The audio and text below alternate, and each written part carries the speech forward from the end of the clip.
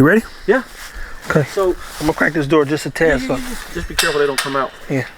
So when I was breeding the mom, when I did the half American Bulldog litters, I didn't have the greatest success selling the puppies because they might not have looked as fat and roly-poly. The last video we had, remember I told you what it would look like versus what it looks like now. Yeah. And nobody bought him, but they bought the other one. Everybody wanted her because she looked so bulldog.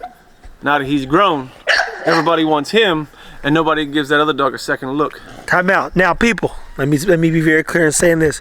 We're back here with Bulky Bill Chris. He's about to break down a puppy bulldog for us. He did this before.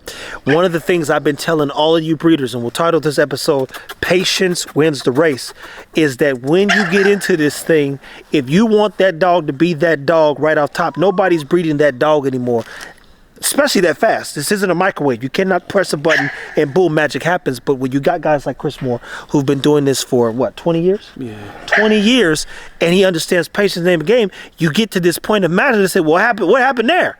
Well, same thing I told you was going to happen. You just didn't see the vision because it took more work than you wanted to do. Most of y'all want somebody to give you gold, but they had to dig mines. A lot of people lost their lives looking for gold back in the day. So break down this bulldog, why it's special to you, and what went into this breeding. So the dad his name is Steph. A good friend of mine, Chris Trailer, owns him, and Samantha Trailer owns him. And he did the same thing. He took an American Bulldog. He bred it to one of his oldies. His name was Patron.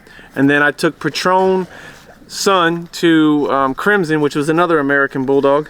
And Crimson has the same blood that's in Patron. And I lined it up. And this was, to me, I think this dog's head type is the exact mixture between oldie and American. Short, blocky, big, good cheek. And when I did the very first breeding to make the mom, people, they're cool. They weren't like beating my door down. They weren't like, oh, I gotta have it. Now, every time I post these puppies, everybody wants one. And guys, I would say that that's the difference between a person who breeds and a person who wants to breed. And let me be very clear in saying what happens is someone sees something for what it is and someone sees something for what it can be. Great artists, like what he, kind of like what is an art to this breeding thing. No, breeding dogs is an art. There you go. It's a science and an art. There you go. So when he says, well, I'm putting the right brushes together, and by the time the picture's done, we'll have something that, is magical in a sense. Yeah, I mean, it's pieces. So the thing is, what people don't understand, almost like making a beef stew.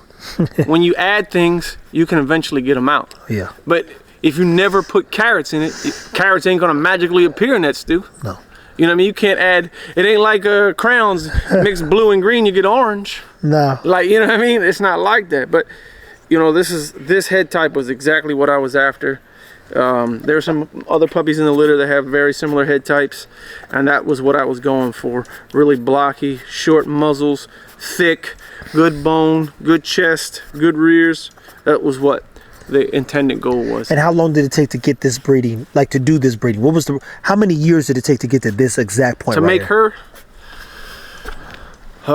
So this is 3 generations in the making. Okay. In my mind, I knew what I wanted, and I knew the pieces of the puzzle that I had to mix together to create this. Yeah. I didn't know the exact pieces.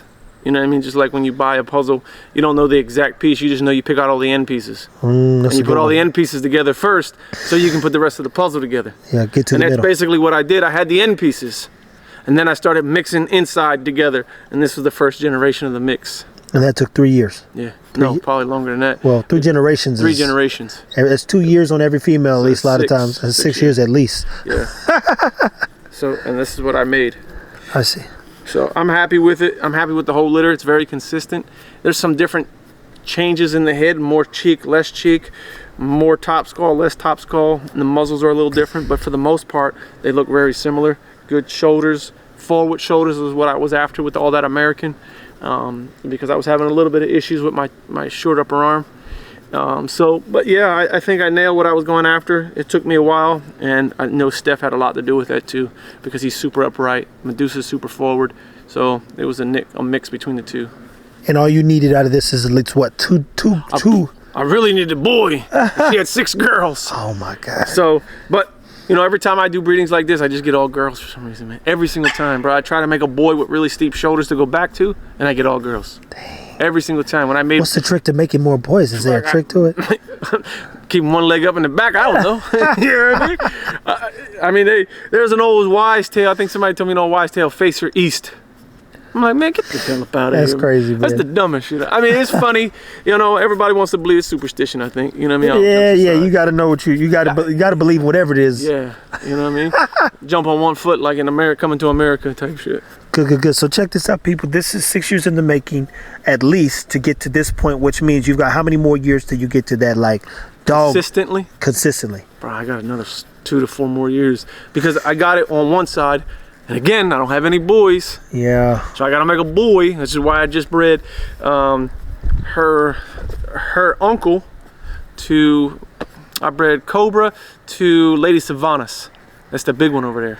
That one we did the bite work with last time. Yeah. So hopefully I'll make the same head type and I can breed them together. And they're related, top and bottom. And would you say that one of the mind you, we're going to get into this as the next one, but would you say one of the number one things about the head piece or the head type or just making sure that the head is properly formed is because that's how the dog is identified? Yes. It's the most identifiable. It makes a huge difference. Just like you and I, you walk up to a person, you can identify if it's a boy or girl immediately. Yeah. That's the same concept. And then you can go down the aisle, I mean down the rabbit hole, I guess you could say. You can identify the person by their race. Yeah. Then you can identify by their religion maybe, or their body type, large, fit, you know, skinny. You know what I mean? That's just it. You know, those kind of things. You keep going, and as you progress down the rabbit hole, you personally as a breeder should get that more descriptive every step of the way too. Mm-hmm.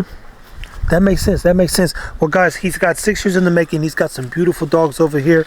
Let me ask you one last question. Yeah. Why is it that some dogs get their tails docked, and why do you keep some tails? Ask my wife that.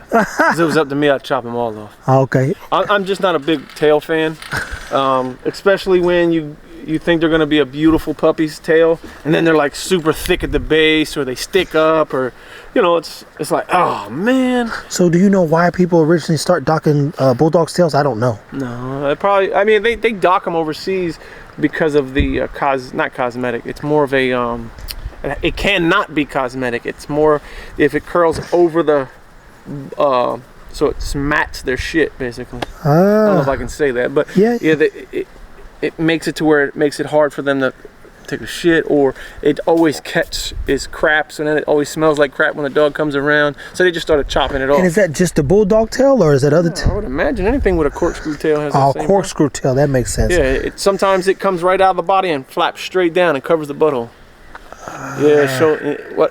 Just cut it right off. And then you don't have that problem.